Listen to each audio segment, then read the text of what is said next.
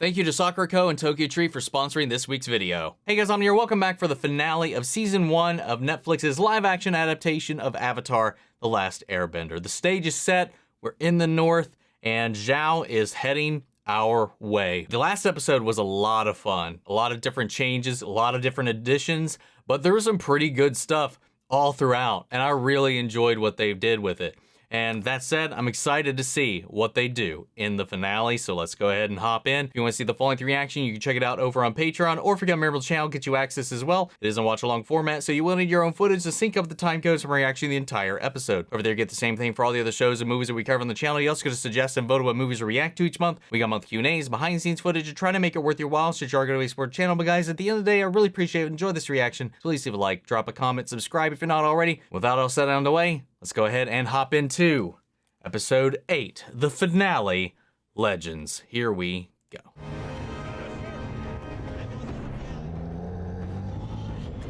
We're under attack! Yo, let's go.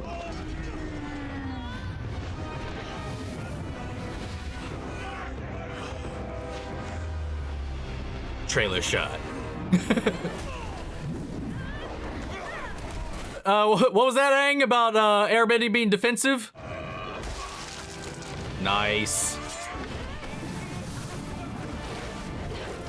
Oh, that was slick. Watch out, Katara! There's a new group coming in starboard side. Hey, take the soldiers at the front. I got some things to take care of. Alpha, yeah. Yes, dude. Sokka, not a warrior, a leader. Get out of here.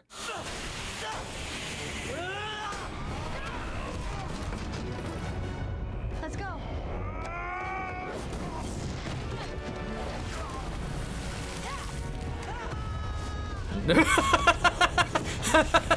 Ooh, cut it close there, buddy.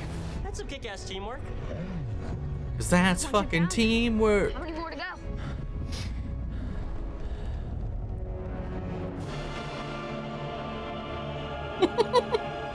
Only a few. Search the coastline for fissures. Signs of warm water outflows from the city. They could provide a pathway inside. Uncle, Lieutenant would have been proud No. to have you as his father.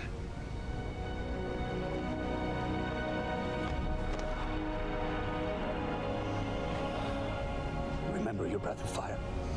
You could save your life out there.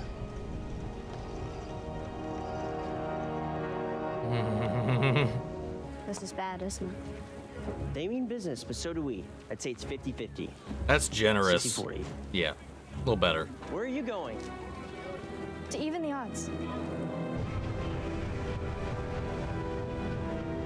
Okay.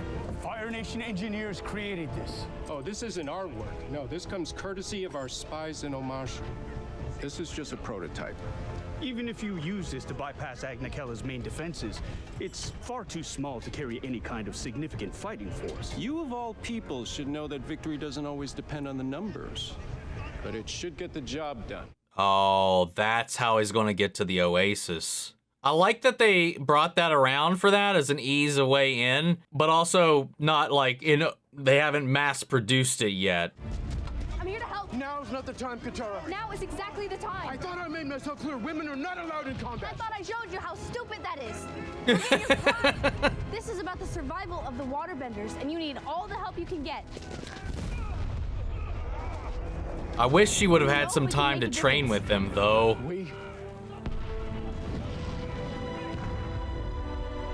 Oh. Let's fucking go. What good is it relying on the past when it stops us from having a future? Okay, I like that. Get over yourself, you old fool, and let us get the job done. Western side of the wall needs reinforcement. You can help them repair the damage. And see if their warriors need any other assistance. Let's go. I still would have liked to see Katara win him over and, get some training. But this works too. I need you to go with Yue and help her move the people away from the wall. But most importantly, make sure the princess stays safe.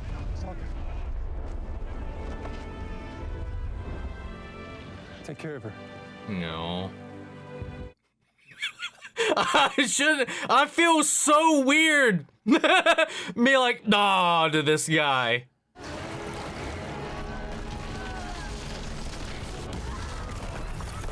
Hey, at least it didn't take that many of them to move one Master Paku boulder. told us to report to you. Paku sent you to me. Yo! He told us to help you in any way we can. Let's go!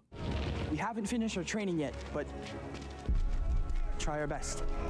You can start by reinforcing that section. If you spot any incoming fireballs, don't try to take them on yourself. Let me know. Yes, Master Katara.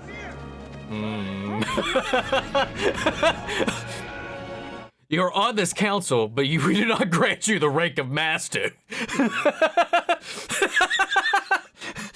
Oh my lord, that was good. Admiral, the waterbenders draw their strength from the moon, and on a night like tonight, their powers will be at their peak. I suggest you pause the attack until daybreak. No. That isn't just any moon. It's the ice moon. A rare cosmic event. The barriers between the physical and spirit worlds grow thin on this night. The fuck? Nothing. Just a bunch of mumbo jumbo about lion turtles, cosmic balance, and push and pull. Twee-in-law. Their lives come from the spirit of the ocean, while their powers come from the spirit of the moon. These same spirits give up their immortality for one night every year to be among the waterbenders. They take physical form. Why did we need to do that? Why did it have to be one night? I mean, when they just live there. You're not thinking of tampering with the spirit world, are you? I mean, I feel like they overcomplicated that. That was unnecessary as all hell. What the hell? Aang, Oh. I've come to warn you. My knife is near. I can sense it. Nice. Oh. One created with materials from the spirit world. And if it is returned to the north, it can only mean one thing. You're going to kill the ocean and moon spirits? Killing the ocean spirit would deprive waterbenders around the world of their lives. Men, women, children. I'm not a monster. Just their abilities. I'm only gonna kill the moon. Zhao cannot be allowed to meddle with the primal forces of nature. In doing so, he will throw the entire world out of balance. The Avatar's power is great, but it pales before the power of the elemental spirits. I see, well, I mean, I still don't know why they needed this whole ice moon thing, but they still could have done this without that. Because Twee-in-law, like you said, they gave up their immortality to live in the human world. Momo! You hero! Thank you. Good job, Momo. You actually made yourself useful. Oh, don't you, what the, no. Momo? This better be a goofy moment. If you know, you know. Is he alive? Oh, Barely. okay. Oof. Here. Come with me, I can help him. We don't have much time. Oh, they're gonna tee up the spirit water. Dude. Whoa. I mean, at the end of the day, it doesn't mess anything up. This whole ice moon one night a year thing, but they literally could have just been in the pond. There's no reason they couldn't have. It wouldn't have changed anything. If anything, it would just remove that clunky dialogue. No, poor guy.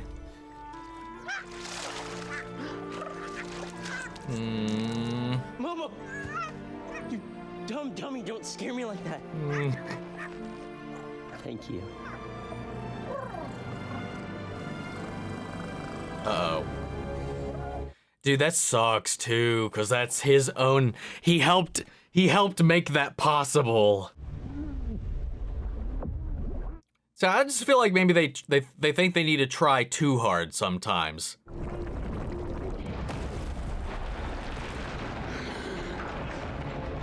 What is that? Something that shouldn't be here. But Zhao didn't go to the library for that information, so again, I wonder if we'll even do the library in the next one, or we'll reincorporate that somehow. Stolen from a Mashu. From what I can tell, this one's not designed for combat, just transport. How do you know that? Because I helped design the thing. The sage didn't know the precise form the ocean and moon spirits will take, and that, General, is where you come in. I have no idea what to look for. They could appear as a pair of trees in a grove, or insects on a blade of grass. Well, we won't know until we start looking. I mean, you could do what you guys do best You and help me just burn find it the all spirits, down. Or watch as I burn this whole place to the ground. You could, I mean, why not just do that? Avatar! There's Oh. left to run. Go. Stop Zhao. I'll deal with him. Go easy. Enough people have been hurt already. I don't care.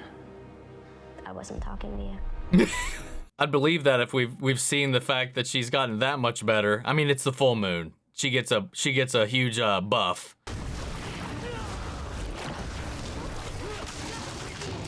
Damn.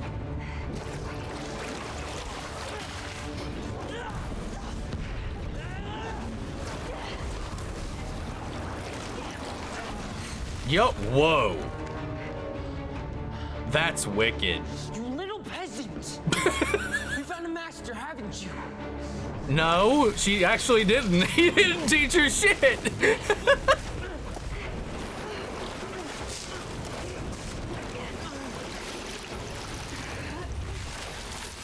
They kept that line, but it doesn't really make any sense. You're looking at her. I mean, okay. Push and pull. Yin and yang. Yes. Tui and La. Yes! Without the moon, the world will be thrown out of balance and chaos will be unleashed. Even Ozai wouldn't want that. Ozai lacks vision. Oof. Zhao, whatever you do to that spirit, I'll unleash on you tenfold! Spare me your empty threats. This can still work out for you, Iroh. Once I take my place as the new Fire Lord, you can stand by my side. Wow, man. The Dragon of the West can rise again. As long as he bows. Before Zhao! Moonslayer! I am a legend now! It will tell stories about me! For generations, Zhao, the Moonslayer. Zhao! No matter what you think, this isn't power. Do you realize what I can do? I can wipe out an entire race of benders. Can you imagine what that's like? Yes. I can. You want to rule the That world, was but such a if you piece do of work. this- How much of a threat will the Avatar be once I eliminate waterbending from the world? That's a good Master of point. Three elements doesn't quite have the same ring to it. Does it? Let's face it. You don't matter anymore. Actually, I'm not sure you ever did. Ooh. Wow. You're right. World needed the Avatar, and I failed. I think he was talking about the Avatar specifically, not you. Specifically.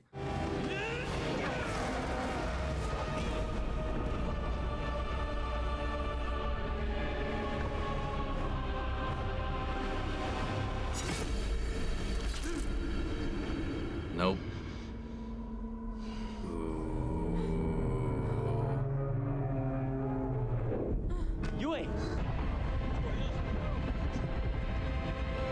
Hey, that's wicked, man.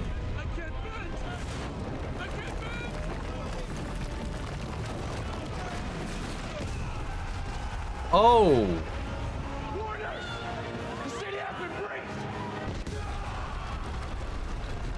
God, I love that they're doing the whole, the only color comes from the bending bit.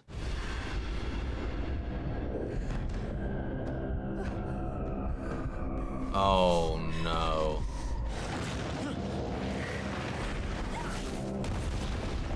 And there's the vision. Oh, let's go.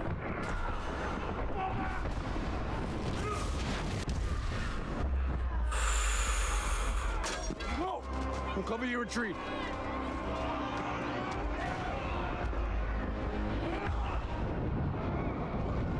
Gosh, man.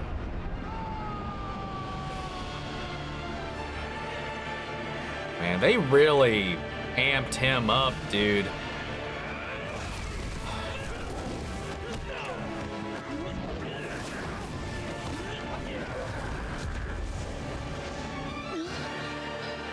The mood is gone. There's no hope now. It's over. The Avatar's power is great, but it pales before the power of the elemental spirits. Well, gonna have a little fish time.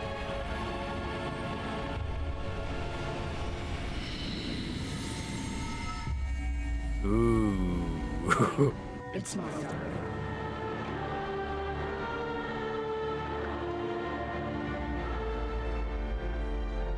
Dude. That's badass. You'll be lost forever. I should have been lost 100 years ago. This isn't my time or my world. I can save my world. I can save this one. Oh.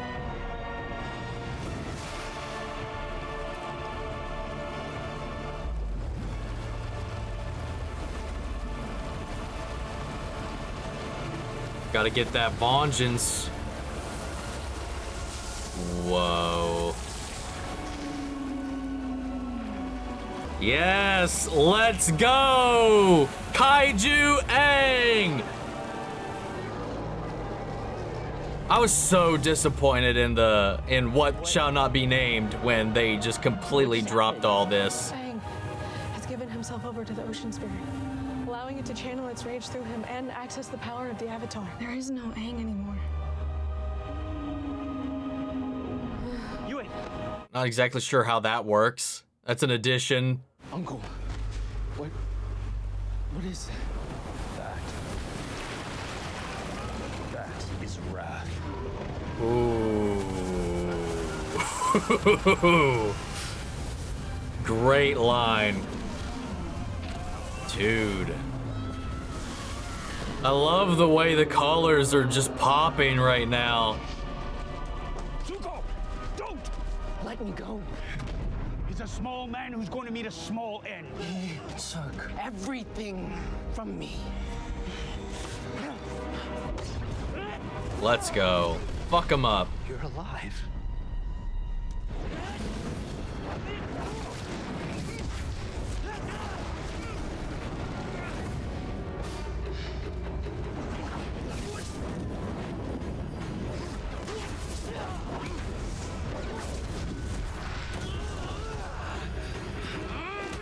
Let's go. Fuck him up.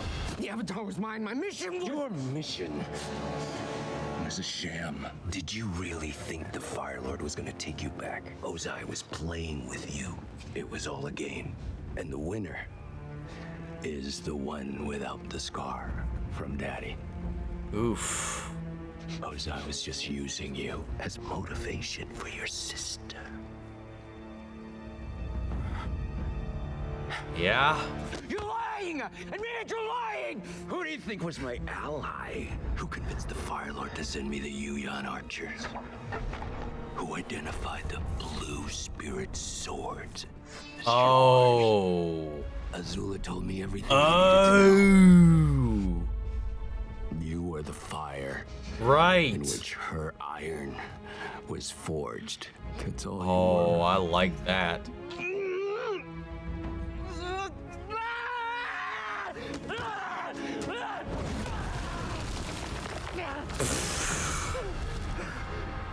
He was about to do it that time.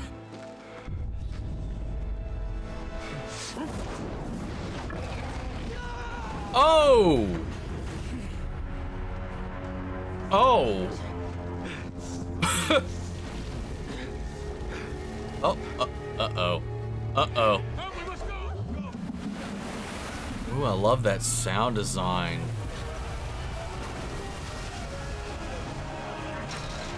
Jeez. God. Wow. That looks so wicked, man.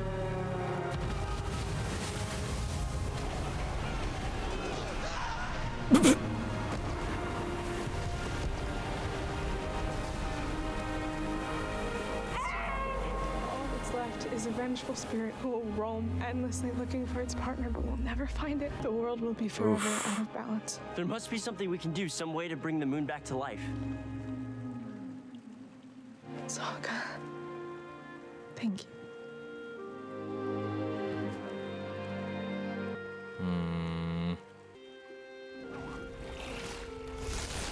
Ooh. Yue, what are you doing? I was touched by the moon spirit as a child, so I have its life within me. It's time for me to give it back. This isn't a sad thing. Do you know why the ocean and moon spirits take physical form for a night? It's worth the risk to be alive. Even for just one night. Please, you don't have to do this. Yue, no, no. No. Yue!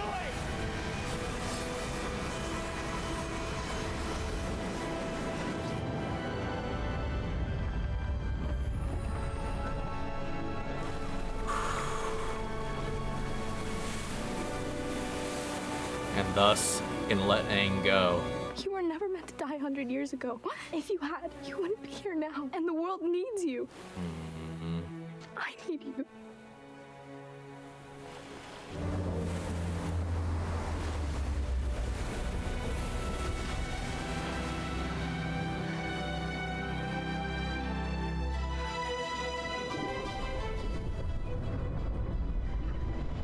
Yes.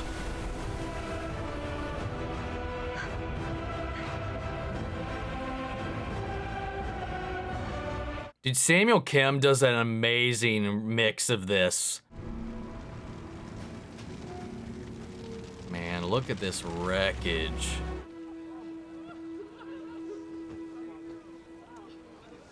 Oh, the kid. Wow. Ah. Han.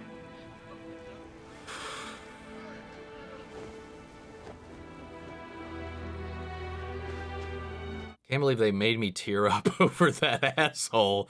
Though obviously in this he wasn't. Oh man, that hit so hard. Especially the little trainee that was looking up to her, that was placed under her command. I stood on the sidelines while others fought and died, being the warrior I could never be. That's not what happened, man. You don't have to be a warrior to be a hero.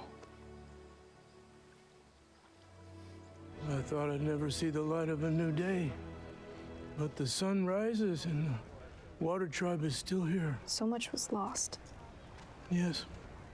But we'll rebuild and we'll emerge stronger. Do you remember how I told you water is the element of change? I'd forgotten what that truly meant. You reminded me of that. No. And I'm deeply grateful that you did. You know, there's a whole new generation of waterbenders who'll need training. We could use your help. No. Thanks, but Aang still has a journey to complete. And so do I. After all, the Avatar still has to learn waterbending. In that case, he couldn't have asked for a better master. For you. How much time actually passed? Water from our oasis. Because I know we missed out on some journeys, obviously, between certain episodes. Time had taken place when we weren't there for it, but zero formal training at all. And she's a badass. Though she did execute everything on that scroll to a T. And from this point forward, she's just been innovating and pushing herself and the art. Even teaching this guy a couple things. It's interesting. Life has been her teacher. Though I still would have liked to have seen both her and Aang become his students, but we just didn't have time for that. I'm tired. A man needs his rest.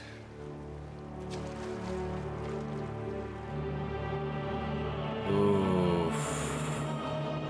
Hey man, it's still here. It's still here. I caused this. Wow. The Fire Nation did. Because I failed to be the Avatar. And they How do I came do here this without knowing causing so you much were pain? here. Aang, this is war. Yeah, it would have happened one day or the other. None of that is your fault. And the firebenders aren't giving up. We have to prepare for whatever they throw at us next. And so stop worrying about the past and start thinking about what you still have to do. Come to think of it, we haven't seen him do any waterbending in this season, have we? I think I understand something Kiawentiio was trying to tell me. He told me, let go of the past, or I'll never have a future. That's right. You're gonna learn waterbending, and I'm gonna make sure of that. And then earthbending. Which means back to Amashu. To those secret tunnels. Anyone else hungry? Why is everything always about your stomach? Because that's where his brain is. Oh, says the kid with the melon head. See, food is always the right answer. Just gotta listen to Sokka. Agnakella took heavy damage, but our forces were unable to take the city. Conquering the North was always an unlikely proposition. If that was the case, then why attack the North at all? Distraction. The North was never the true target. Oh, Omashu. For the first time in a century, Omashu is ours. Wow. Brilliant strategy. But was the Fire Lord aware Prince Zuko was among the forces at Agnakella? The Earth Kingdom wasn't involved in the fight though, so how is it a distraction at all? It wouldn't have changed anything on the front end of Amashu other than Azula's involvement. If Zuko is strong, he'll survive. Sometimes you have to sacrifice the weak to keep yourself strong. Omashu. He's ours!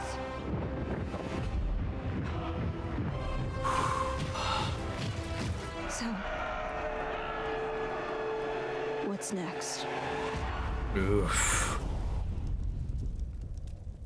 Measuring the movements of the heavens has always proven difficult.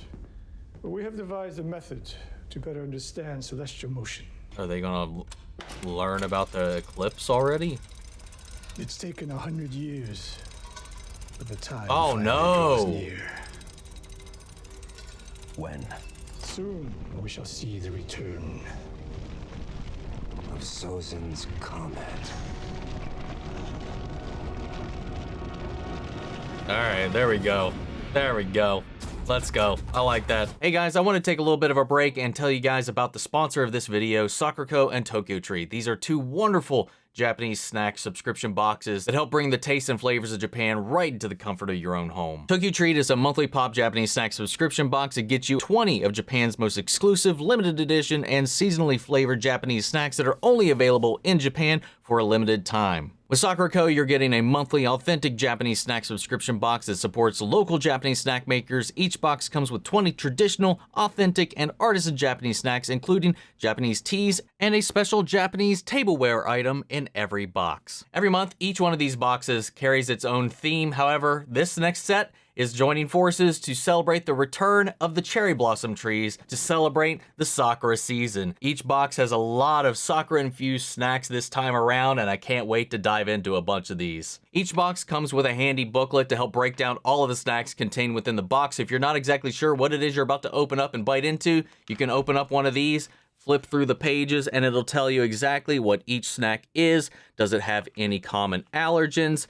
And it just tells you all kinds of information about the region, about the culture, the celebration. And I love this little detail here, specifically within the Sakurako element, that it kind of breaks down the different types of cherry blossoms, because honestly, I thought there was just the one kind. Let's go ahead and jump into the boxes themselves. We will start off with Tokyo Treat, and we will just kind of dive right in. You know what? Let's start off with the Kit Kat, you know? This matcha latte Kit Kat. I think it was just big front and center, so why not make itself a big old target for me right now? Look at this green bad boy. Oh, good God. Every one of these ones that have had some kind of spin on a Kit Kat, every one has been freaking delicious. Next thing I want to check out is this Sakura shortbread cookie. It's got this light chocolate taste combined with this floral element. You know, obviously the Sakura. It goes so well together. Let's try these Sakura mini cookies. When they say mini, they mean mini. Look at this little thing. It's so delicate, so light. And that's one of the things I love about these snacks. I talk about it all the time, every time I bring them up. They just do not overpower you. All right, let's try a couple items from the Sakura Co. box.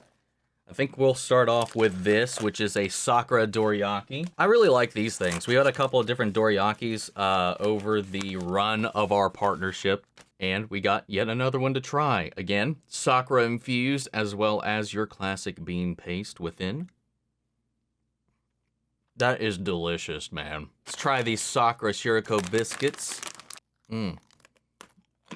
It's like biting into a cracker, but that also has this light, I don't want to call it icing, but there is kind of a glaze of this Sakura infused, well, glaze, I don't really have a better word for it, on top of it, and it just freaking pops. Now that was a very dry snack, so like I mentioned in the beginning, Sakura Co. comes with a unique tea every month. And this time around, we got this sweet Sakura that I'm going to wash that down with. Oh, that hits the spot, man. And just like with the tea, each Sakura Co. box comes with its own unique tableware item every month. This time around, we got this lovely Neko Sakura dish. As we're careening into the springtime seasons, each one of these boxes would make an amazing gift for yourself, a loved one, or just anybody you want to show a little appreciation to. I've been partnered with these guys for a while now, and I really enjoy getting these every month because it is literally a treat. And to help you guys out, if you use the link down in the description of this video and use promo code OMNI, that is OMN1, you can get $5 off your first purchase of either one of these subscriptions. Make sure to grab one today, support yourself, support the channel, and thank you again for Sakura Co. and Tokyo Treat for helping sponsor this video. These last two episodes back to back were just epic. That's the best word I can put to it. Was there some logistical things that did make me pause a little bit of overcomplications at things? I think things could have been a little simpler than they made it out to be. You know, I mentioned the whole moon spirit thing, them needing this ice moon and coming to the world of the living just to live a day, like rather than what was actually done in the series, which is they were one of the very few, if not only, spirits that decided that they would prefer to live in the mortal world. You know, they gave up their immortality to just live and share life with the waterbenders, with the people of the earth. You know, but while they still lived forever, they could be killed while in the human world. That was always a possibility, but that's part of, like they said, that's part of life and part of the cycle of it. The whole we need this specific knight, this specific dagger in order to take out one of the spirits, it was a little overcomplicated. Like, it didn't need to be that. It literally just needed to be, I need to find the moon spirit and then kill it. That's it. You know, just like in the show. You know, you just had to find its location, find its mortal body, and kill it. They could have just fire blasted it. Like, we didn't need the dagger. We didn't need all that stuff. Hell, I know they did the dagger thing to tie it back to the fire shrine, to the avatars, past relics and all that stuff. Those collections, those scrolls, which allowed Zhao to learn about the moon spirits rather than him going to Wan Shi Tong's, you know, library and getting that information there. He dropped the mention of the lion turtles just like he did in the library, but we still could have had that conversation with Kuruk about why he's refraining from being able to help, as well as getting that knowledge about his past that lets us know as the viewer that he can't necessarily help Aang spiritually in the way that Roku could or Kyoshi could. He can't just control him. His connection has been damaged, weakened by his war with the spirits. I don't dislike it, don't get me wrong. Like, it just didn't need to be that difficult. And I don't think it necessarily added anything, and removing it wouldn't have taken anything away. The expansions on Yue's role, I really dug that. This idea that the ocean spirit, when Aang is possessed by it, would not refuse him, would not give him back. That raised the stakes. That's not something that was addressed, but we also never really dove into that all that much. It's an interesting addition that I do like. I like that, you know, in its rage, you know, and in Aang's own sacrifice and his man out of time thing. This isn't where he's from. This isn't the world he was born in. This is the world that was the result of his absence, and he doesn't feel worthy to be in it. He sacrificed himself as this kind of reparations for what he believes that he brought onto the world, combining with the ocean spirit. And he would have just been basically Godzilla, a monster of rage and vengeance unleashed upon the world, endlessly destroying in search of its love, which is no longer here because of UA. That's restored. The moon is restored. There's a lot of lore they've added that I do really love and enjoy. I've said that many times up until this now. A lot of my favorite things about this show so far has been the new stuff that they've added. And the scope, the scale of this fight, this battle, I really enjoyed it. You know, showing the weight of it, the devastation, the loss. And speaking of Han, whew, complete 180 of a character, man, from his version in the series to here. He was just a sniveling little suck-up. Really couldn't fight or do anything at all. He was just a Nepo baby. That's the end of it all. And his whole lot in life was because of his station and the fact that he was going to eventually marry Yue. And they made him this character you actually empathize with, sympathize with, and then he falls. He sacrifices himself. And then Katara being put in charge of the young waterbenders to help give instruction, because Pakku, at the end of the day, regardless of how he's felt up to this point, knows she's right. And that if they are to survive, he's got to change. I like that she brought that lesson in, and despite her not formally becoming his student in this, she's still informed on that transition, even removing the grand thing. I still really love the way they did that. And then on top of that, you put a lot of weight and responsibility on Katara now that, one, she's given those lives to command, and then some of them didn't make it back. It makes the stakes feel felt. Now, again, because we were very crunched for time, and while I understand the theme that they were going for, you know, Aang, this entire season, as far as I can recall, has not waterbent at all. Katara teaches him along the way in the show.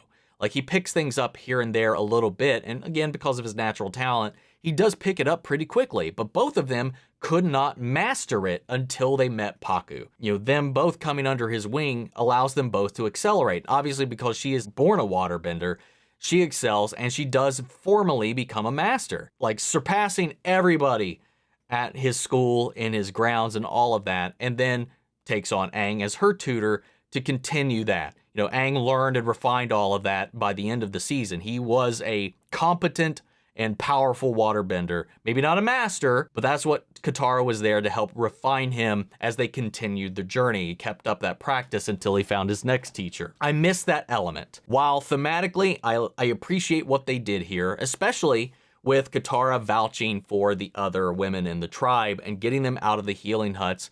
While they are combat medics in this way, while they are still out there, they can heal and they can fight. Their waterbending can be used for multiple things when they don't have enough people to actually put on an offensive. That was a great turn. I love that little addition. Just given a little bit of a time. It could have been a montage. It could have been a cut to them just waking up in the morning, practicing with Pakku, and just give me the illusion that they've learned something a little bit more here. At the same time, I am kind of twisted on that and conflicted, because I do like the idea that there's no better teacher than the world. I like that. I do. So like I'm of two minds of it. While I do think there's only so much you can learn without proper tutelage or instruction, that is a very good thing to learn. Like, she thought on her toes, she come up with her own techniques by observing, you know, the earthbenders like she did. That whole discus thing is a move she used against Pakun in the show, and we gave that an origin, which shows her ingenuity, the way she evolves her form. Even without formal training, she is gifted, regardless. So in that way, like he said, the world has been your master, and you are worthy enough at this point, with all you guys have been through, to take on Aang as your own student. It's one of those situations where I do mildly feel like it's a part of the series that suffers due to its length, due to just these 8 episodes, because we can't show everything or allude to everything. We have to kind of fill in some of those gaps ourselves. But for being book 1 water, Aang didn't learn water. So like that's my main concern with it. But the lesson learned at the end of the day is freeing him from his past so that he can move forward. And I guess we'll just figure that out as we go. The Azula stuff, absolutely adore it. Ozai's mind games, adore it.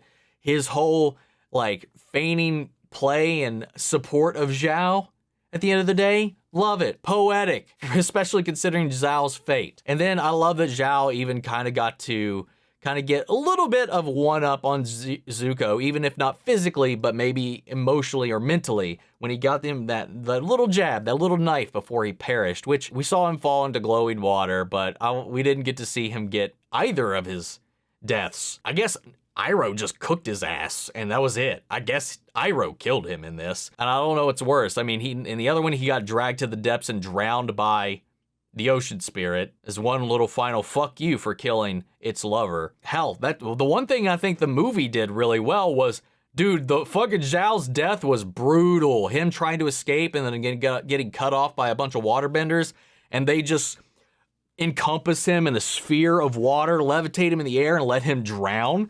That was metal.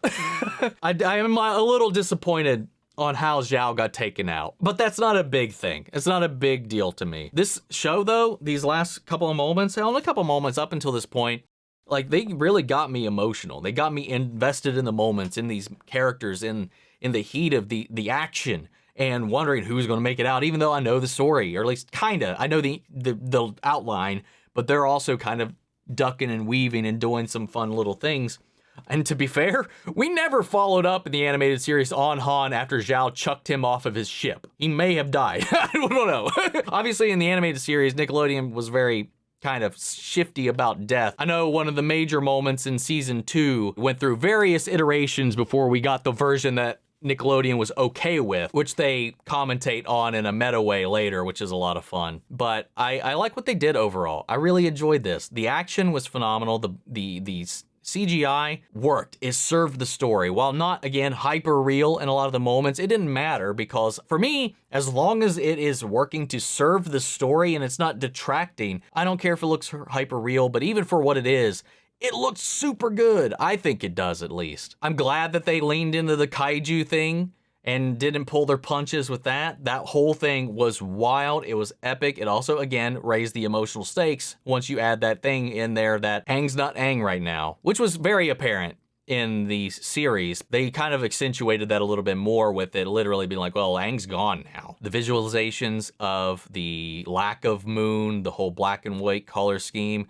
with the tufts of color coming from the fire was beautifully done. Her eyes shining blue through it despite everything else. Love that little touch. I really do think this is a really, really strong adaptation. I think it doesn't do a disservice to the show. I think the additions that have been made justify its own existence in separation from the show. It does have a couple of hiccups. It's not 100% a smooth ride, but I will say that I enjoyed the shit out of the ride. And if we get a second season, which I do hope we do, because I'm really curious how they're going to do that considering some of the things that happened in the season. There was a lot of things that they pulled from season 2 that they did here, you know, that I don't know. Some things could have been set up depending on how they implement it, but there are some things that make me kind of wonder how the game's going to be played in the next season. And honestly, I wouldn't be surprised or even be that upset if they just kind of do more of their own stuff and kind of use this as a springboard to kind of where we kind of have a little bit of give and take about what we add and what we adapt, and maybe increase the additions in the next season, because that's where I thought they had a lot of fun and where they got really creative with a lot of things. So if we could see a little bit more of that, that'd be fun. And I'd like to see how they handle Toph, especially Toph, man. You know, I definitely think this is up there, especially like alongside like the One Piece series, which honestly shook things up way more than this did. This was way more faithful of an adaptation if you like compare the two. But I think they both kind of stand on really strong ground, and I'd put them in the same category for me. Guys, though, I would love to know what you guys thought. So sound off the comments. Let me know your thoughts down below. We'll carry on the conversation after the video. Hope you enjoyed the reaction. If you did, leave a like, drop a comment, subscribe if you're not already. Make sure to stick around, because if you love the world of Avatar, we got more stuff around the corner as Avatar Studios is ramping up. We got movies, we got a new series, we got all kinds of stuff coming up in the near future, and I'd love to cover that stuff with you guys. But in the meantime, remember, if you want to see the full-length reaction, you can check those out over on Patreon, or if you become a member of the channel, gets you access as well. And speaking of before we go, I want to shout out our channel legends: Manny Sherritt, Ryan, Karen, York, Coruscant, Melita, Robert Anguiano, Jeffrey Hale, Jake Cottrell, Eric Official, Casey Wood, Russell Crockett, and Justin Smith. Thank you guys so much for continued support. But that's it for this video, guys, and I'll see you all in the next one. Take care, everybody.